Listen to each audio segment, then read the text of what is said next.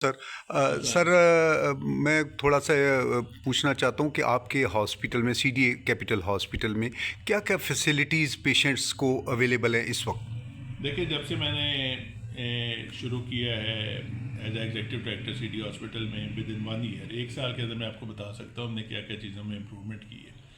सबसे पहले हमने जो इम्पोर्टेंट चीज़ है, जहाँ जो हॉस्पिटल्स में पहले नहीं होती थी, क्रॉनिक ओपीडी का कॉन्सेप्ट किया है। क्रॉनिक ओपीडी होती है कि जहाँ लोग पहले दवाइयाँ लेते थे और वो अपनी रेगुलर शुगर की, ब्लड प्रेशर की दवाइयाँ वो कंटिन्यूसली रहते थे, और वो उसकी दवाइयों के साथ उनको बार बार ओपीडी के चक्कर लगाने पड़ते हैं। उनके लिए एक राइट। अलग सेपरेट एक डिपार्टमेंट बना दिया है, जहाँ डॉक्टर्स बैठे होते हैं, 2 फीमेल ओपीडीज़, 2 मेल ओपीडीज़, बिल्कुल ठीक। जहाँ वो सारे पेशेंट्स अपनी दवाइयाँ रिपीट कर लेते हैं 3 3 मंथ्स के लिए।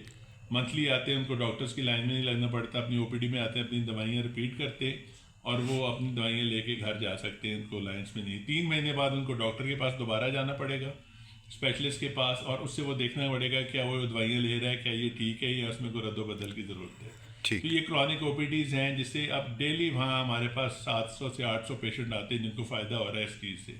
वो अलग एक हॉल है जो खाली जगह पड़ी थी, उसको हमने हॉल में इस्टेब्लिश किया, चेयरमैन साहब ने उसका इफ्तिताह कराया था और वो अभी बड़ा सक्सेसफुल जा रहा है। उसके साथ हमने जो था, यहाँ पहले फार्मेसी थी, एलपी फार्मेसी पर एक कंटेनर होता था या लोग किसी मेलोडी जाते थे, जी किसी बिल्कुल। और जगह रहते थे।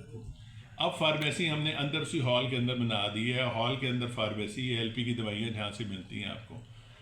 अब वो जो दवाइयाँ हैं एलपी की, वो आपको इज्जत के साथ मिलती हैं। वहाँ आपके जो है बेंचेस लगे हुए हैं, वहाँ एसी लगवा दी है, स्टैंडिंग यूनिट लगा दी हैं, वहाँ इन्वर्टर्स लगे हुए हैं पेशेंट्स की सहूलत के मैंने लिए। देखे हैं सर। जी, बजाय धूप में खड़े हैं। उसके बाद मस्जिद है, क्योंकि शफा तो अल्लाह की तरफ से मिलती है, इंसान जो ठीक होता है अल्लाह की तरफ से। तो लोग 5 वक्त की वहाँ नमाज हो रही है, जमात के साथ होती है, लोग नमाज पढ़ते हैं, जो कि पहले वहाँ मौजूद नहीं थी। उसके बाद यहाँ जो इश्यूज़ थे हमारे, कि पीडियाट्रिक एमरजेंसी, जो पीड्स एमरजेंसी थी, वो मेन एमरजेंसी के साथ थी, तो बच्चे उसमें निगलेक्ट हो जाते थे। अब हमने पीड्स वार्ड के साथ पीड्स की एमरजेंसी कर दी, जहाँ पीड्स के डॉक्टर हर वक्त अवेलेबल होते हैं या स्टाफ अवेलेबल होती है, उसको हमने बनाया है और उसको भी मज़ीद अभी अपग्रेड करना और बेहतर करने की हम कोशिश कर रहे हैं।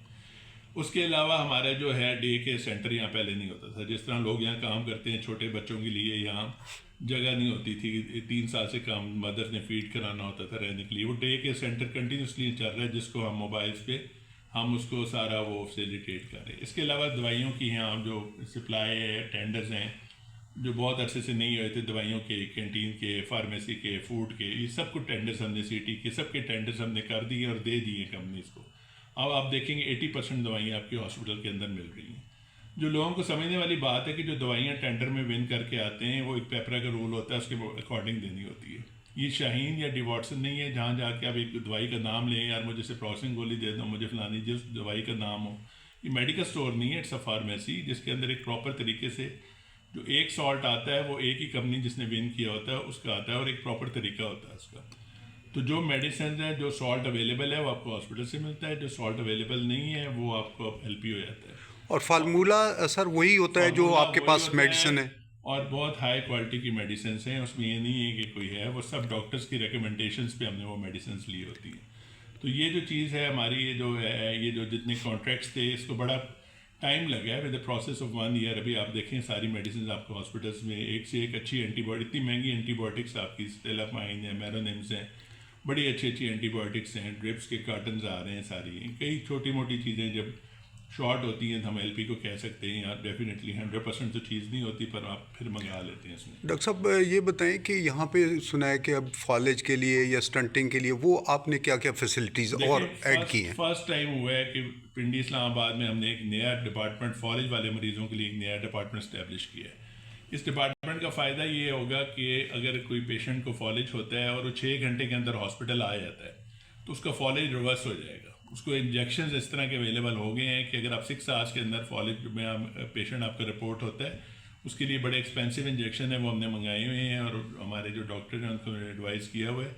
तो ये अगर इन केस फॉलेज वाला पेशेंट लेट भी आता है तो फिर भी बेचारों की लाइफ की काफ़ी प्रॉब्लम होती है, बेड सोर्स बनते हैं, तो खाना पीने का, यूरिन का सारा मसला होता है। तो इन एक डेडिकेटेड न्यूरोलॉजी डिपार्टमेंट जो स्ट्रोक सेंटर है वो हमने बनाया है, जो कहीं भी नहीं है किसी पब्लिक हॉस्पिटल में। इसी तरह हमने प्रोसीजर यूनिट बनाए हैं, डर्माटोलॉजी के, स्किन वालों के प्रोसीजर यूनिट बनाए हैं, जहाँ स्किन के प्रोसीजर्स होते हैं, वो भी पिंडी इस्लामाबाद में कहीं नहीं है, जो फर्स्ट टाइम यहाँ हुआ है। चेयरमैन साहब ने इन दोनों डिपार्टमेंट्स का इफ्तिताह भी किया है। उसके अलावा हम यहाँ कार्डिक बाईपास नहीं होता था, यहाँ कम से कम 50 एक हम कार्डिक बाईपास पेशेंट्स के बाईपास CDA हॉस्पिटल में बाईपास शुरू हो गया, जो माशाल्लाह। एक बहुत बड़ी अचीवमेंट है, अल्लाह का शुक्र है। और ये सब में हमारे स्पोर्ट मेंबर साहब की, चेयरमैन साहब की सपोर्ट है, जिसकी वजह से हम ये सक्सेसफुल जा रहे हैं।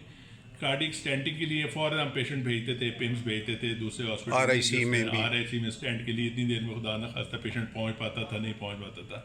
इधर हमने वो सारी चीज़ें इनको प्रोवाइड की हैं, फैसिलिटीज़ की हैं, डॉक्टर इंडक्ट किए हैं उसके साथ। और इस वक्त 250 से ज़्यादा पेशेंट को कार्डिक स्टेंट पड़ चुके हैं, जिनकी लाइफ हम बचा चुके हैं। कॉकलियर इम्प्लांट हमारे 1000 से ज़्यादा हो चुके हैं। जनरल सर्जरी हमारी 3000 से ज़्यादा सर्जरीज हो गई। Spinal surgery, general surgery, vascular surgery, neuro surgery, plastic surgery, paediatric surgery, cardiac surgery, कोई ऐसा डिपार्टमेंट नहीं है जो यहाँ न्यूरो फिजिशियन, रोमाटोलॉजिस्ट, ऑन्कोलॉजी, कैंसर के पेशेंट सारे नूरी जाते थे बेचारे, ख्वार होते रहते थे वहाँ। अब वो सारे पेशेंट का, कैंसर पेशेंट को यहाँ से दवाई भी मिल जाती है, यहीं टीके लगते हैं, मीटिंग्स होती हैं, कैंसर के डॉक्टर से भी हम कंसल्ट कर लेते हैं। पूरा कैंसर वो डिपार्टमेंट यहाँ इस्टेब्लिश हो गया है, उसके साथ कैंसर वार्ड हमने बना दिए।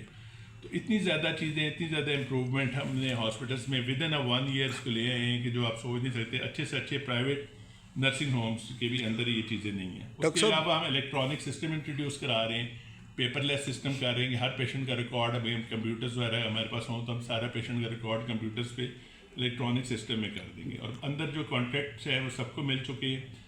डॉक्टर्स बहुत ज़्यादा हमारे पास स्पेशलाइजेशन कर चुके हैं, इम्तिहान पास कर चुके हैं। यहाँ पोस्ट ग्रेजुएट ट्रेनिंग, आम डॉक्टर यहाँ कोई भी नहीं है, हर किसी ने स्पेशलाइजेशन की हुई है या वो कर रहे हैं। जनरल डॉक्टर्स हमारे पास नहीं है और एक से एक अच्छी क्वालिफाइड है। उसके अलावा हमने बहुत सारे सेमिनार्स आप देखते होंगे, कैंसर पे, ब्रेस्ट पे, जी वो मैं पे, देखता रहूँ सर, पे, वो सारे वो अब करा रहे हैं, एकेडमिक वो कर रहे हैं।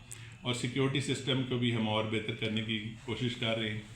जो इस हम कोशिश कर रहे हैं कि इसको हम सेल्फ सस्टेनेबल करें और लोगों के लिए, अपने एम्प्लॉयज़ के लिए ज़्यादा सहूलत हो कि इनको अनलिमिटेड ट्रीटमेंट में पेशेंट की वेलफेयर, क्योंकि हमारे एम्प्लॉयज़ के लिए वेलफेयर का चीज़ है ये हॉस्पिटल। और हमारी ये ख्वाहिश है कि अपने पेशेंट को ज़्यादा से ज़्यादा फैसिलिटेट करें। और I am extremely thankful to chairman CDA Mohammad Ali Randhawa sahab और तलत गोंदा साहब जो हमारे मेंबर एडमिनिस्ट्रेशन है, उनकी फुल सपोर्ट होती है। कोई भी पेशेंट की बेहतरी के लिए अगर काम करें तो उन्होंने हमेशा उसको अप्रूव किया है और हमें इनकरेज किया। सर मैं देख रहा था कोई बाथरूम्स का भी पहले इशू था, अब वो बन रहे हैं, कोई कितने बन रहे हैं टोटल? वॉशरूम जब मैंने ज्वाइन किया था उसमें तो बहुत कम थे, टोटल 2 वॉशरूम्स थे। इस वक्त 15 वॉशरूम हमने बना दिए हैं। 4 हमने जो प्री फैब्रिकेटेड वॉशरूम है वो इंस्टॉल कर दिए हैं, बने बनाए, काफ़ी एक्सपेंसिव होते हैं, वो लगे हुए हैं हॉस्पिटल में। और 8 नए बना दिए हैं, 4 मेल्स के लिए, 4 फीमेल्स के लिए। और इस वक्त कोई 15 वॉशरूम्स हैं और जो OPDs हैं उसके अंदर भी 2 वॉशरूम्स हैं। तो 15 वॉशरूम्स हैं। जिस हॉस्पिटल में 1 या 2 थे 15 हैं। और उसकी मेंटेनेंस वगैरह है। तो अभी मैन पास की थोड़ी सी कमी है, जिस तरह हमारे नर्सिंग स्टाफ है उसको हमने इम्प्रूव करना है, पैरामेडिकल स्टाफ को इम्प्रूव करना है, सिक्योरिटी और ये मैन पावर थोड़ी सी इम्प्रूवमेंट की ज़रूरत है। और मज़ीद भी जो बेहतरी इंशाल्लाह हम करेंगे, जो भी पेशेंट CDA के एम्प्लॉयज़ के लिए बेहतर होगा वो करेंगे। बाकी कुछ लोग मैं देखता हूँ कुछ लिखते हैं, तो किसी को कोई प्रॉब्लम हो, दस मेरा सिर्फ आप जितना तजर्बा तो नहीं, सिर्फ 40 ईयर्स का मेरा एक्सपीरियंस है मेडिकल प्रोफेशन में। तो अगर आपको किसी को कोई भी हो तो आप आके मुझसे डिस्कस कर सकते हैं कि रिगार्डिंग कोई चीज़ है, किस तरह हमने कर दें। और हमारी प्रायोरिटी ये है कि पेशेंट केयर इज़ बेस्ट, बाकी ज़िंदगी मौत अल्लाह के हाथ में। डॉक्टर साहब एक आखिरी सवाल के, कुछ लोगों ने ये रिक्वेस्ट की थी कि जो रीइंबर्समेंट के जो फाइल्स होती हैं या वो लोगों के गरीब लोगों के आते हैं यहाँ पे केसेस, वो बड़ा लेट हो जाते हैं उनको, तो उसके लिए कोई आपने? जी डॉक्टर साहब ने बड़ी अच्छी बात की है कि ये वाकई एक प्रॉब्लम है। लोगों की रीइंबर्समेंट की फाइल्स हैं, कुछ जेन्युइन होती है, कुछ फेक होती है, इश्यूज होते हैं इसके अंदर।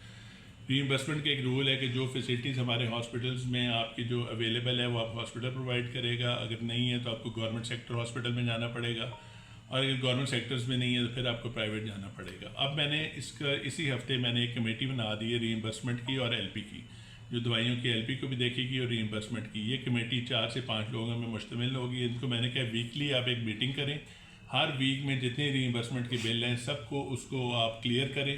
एक दिन सैटरडे और वेडनेसडे 2 दिन आप इसमें रखें और उसके अंदर आपने रीइंबर्समेंट की वो चारों बंदे स्क्रूटनी करेंगे उसके अंदर, और रीइंबर्समेंट के रेट CMHO डिफरेंट हॉस्पिटल के रेट्स उनको दे दिए, जिससे वो कंपेयर कर लेंगे। सबसे पहले देखेंगे केस जेन्युइन है और फिर हर वीकली अब ये आइंदा से रीइंबर्समेंट के बिल निकला करेंगे। थैंक यू वेरी मच, आपने सर बड़ी अच्छी बातें की हैं। अल्लाह ताला आपको सेहत दे और इसी तरह कायम व दायम रखे और हमारा ये कैपिटल हॉस्पिटल भी लोगों के लिए अच्छी फैसिलिटीज़ करता रहे। जज़ाकल्लाह खैर। Thank you.